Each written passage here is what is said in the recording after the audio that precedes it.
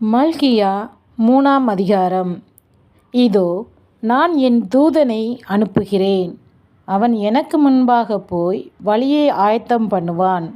அப்பொழுது நீங்கள் தேடுகிற ஆண்டவரும் நீங்கள் விரும்புகிற உடன்படிக்கையின் தூதனுமானவர் தம்முடைய ஆலயத்துக்கு தீவிரமாய் வருவார். இதோ வருகிறார் என்று சேனைகளின் கர்த்தர் சொல்கிறார். ஆனாலும் அவர் வரும் நாளை சகிப்பவன் யார்? அவர் வெளிப்படுகையில் நிலை நிற்பவன் யார்? அவர் புடமிடுகிறவனுடைய அக்கினியைப் போலவும் மன்னாருடைய சவுக்காரத்தைப் போலவும் இருப்பார். அவர் உட்கார்ந்து வெள்ளியை புடமிட்டு சுத்திகரித்து கொண்டிருப்பார். அவர் லேவியின் புத்திரரை சுத்திகரித்து அவர்கள் கர்த்தருடையவர்களாய் இருக்கும்படிக்கும் நீதியாய் காணிக்கையை செலுத்தும்படிக்கும் அவர்களை பொன்னைப் போலவும் வெள்ளியைப் போலவும் புடமிடுவார். அப்பொழுது பூர்வ நாட்களிலும் முந்தின வருஷங்களிலும் இருந்தது போல யூதாவின் காணிக்கையையும் எருசலேமின் காணிக்கையையும் கர்த்தருக்கு பிரியமாயிருக்கும். நான் நியாயத்தீர்ப்பு செய்யும்படி உங்களிடத்தில் வந்து சூனியக்காரருக்கும் விபச்சாரருக்கும் பொய்யானை இடுகிறவர்களுக்கும் எனக்கு பயப்படாமல் விதவைகளும் திக்கற்ற பிள்ளைகளுமாகிய கூலிக்காரரின் கூலியை அபகரித்து கொள்கிறவர்களுக்கும் பரதேசிக்கு அநியாயம் செய்கிறவர்களுக்கும் விரோதமாய் தீவிரமான சாட்சியாய் இருப்பேன் என்று சேனைகளின் கர்த்தர் சொல்கிறார்.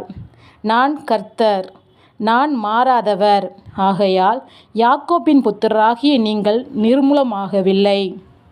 நீங்கள் உங்கள் பிதாக்களின் நாட்கள் தொடங்கி என் கட்டளைகளை கைக்கொள்ளாமல் அவைகளை விட்டு விலகி போனீர்கள்.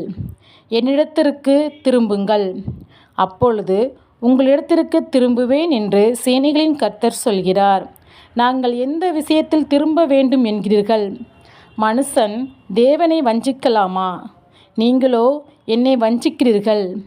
எதினாலே உம்மை வஞ்சித்தோம் என்கிறீர்கள்? தசம்பாகத்திலும் காணிக்கைகளும் தானே. நீங்கள் சபிக்கப்பட்டவர்கள். ஜனத்தாரியாகி நீங்கள் எல்லோரும் என்னை வஞ்சித்தீர்கள். என் ஆலயத்தில் ஆகாரம் உண்டாயிருக்கும்படி தசமபாகங்களை எல்லாம் பண்டகசாலையிலே கொண்டு வாருங்கள். அப்பொழுது நான் வானத்தின் பலகணியை திறந்து இடங்கொள்ளாமல் போகுமட்டும் உங்கள் மேல் ஆசீர்வாதத்தை வர்ஷிக்க மாட்டேனோ என்று அதனால் என்னை சோதித்து பாருங்கள் என்று சேனைகளின் கர்த்தர் சொல்கிறார். பூமியின் கனியை பட்சித்து போடுகிறவர்களை உங்கள் நிமித்தம் கண்டிப்பேன். அவைகள் உங்கள் நிலத்தின் பலனை அளிப்பதில்லை. வெளியுள்ள திராட்சை கொடி பலமில்லாமல் போவதும் இல்லை என்று சேனைகளின் கர்த்தர் சொல்கிறார்.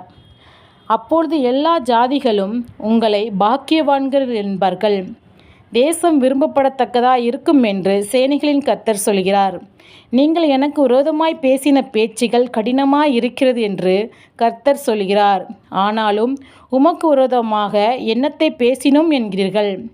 தேவனை சேமிப்பது விருதா, அவருடைய கட்டளைகளை கைக்கொள்கிறதினாலும் சேனைகளின் கர்த்தருக்கு முன்பாக துக்கித்து நடக்கிறதினாலும் என்ன பிரயோஜனம்? இப்போதும் அகங்காரிகளை பாக்கியவான்கள் என்கிறோம். தீமை செய்கிறவர்கள் திடப்படுகிறார்கள். அவர்கள் தேவனை பரீட்சை பார்த்தாலும் விடுவிக்கப்படுகிறார்களே என்று சொல்கிறீர்கள். அப்பொழுது கர்த்தருக்கு பயந்தவர்கள் ஒருவரொருவர் பேசிக்கொள்வார்கள். கர்த்தர் கவனித்து கேட்பார். கர்த்தருக்கு பயந்தவர்களுக்காகவும் அவருடைய நாமத்தை தியானிக்கிறவர்களுக்காகவும் ஞாபக புஸ்தகம் ஒன்று அவருக்கு முன்பாக எழுதப்பட்டிருக்கிறது. என் சம்பத்தை நான் சேர்க்கும் நாளிலே அவர்கள் என்னுடையவர்களாயிருப்பார்கள் என்று சேனைகளின் கர்த்தர் சொல்கிறார். ஒரு மனுஷன் தனக்கு ஊழியம் செய்கிற தன்னுடைய குமாரனை கடாட்சிக்கிறது போல நான் அவர்களை கடாட்சிப்பேன். அப்பொழுது நீங்கள் நீதிமானுக்கும் துன்மார்க்கனுக்கும் தேவனுக்கு ஊழியம் செய்கிறவனுக்கும் அவருக்கு ஊழியம் செய்யாதவனுக்கும் இருக்கிற வித்தியாசத்தை திரும்பவும் காண்பீர்கள். ஆமென். அல்லேலூயா.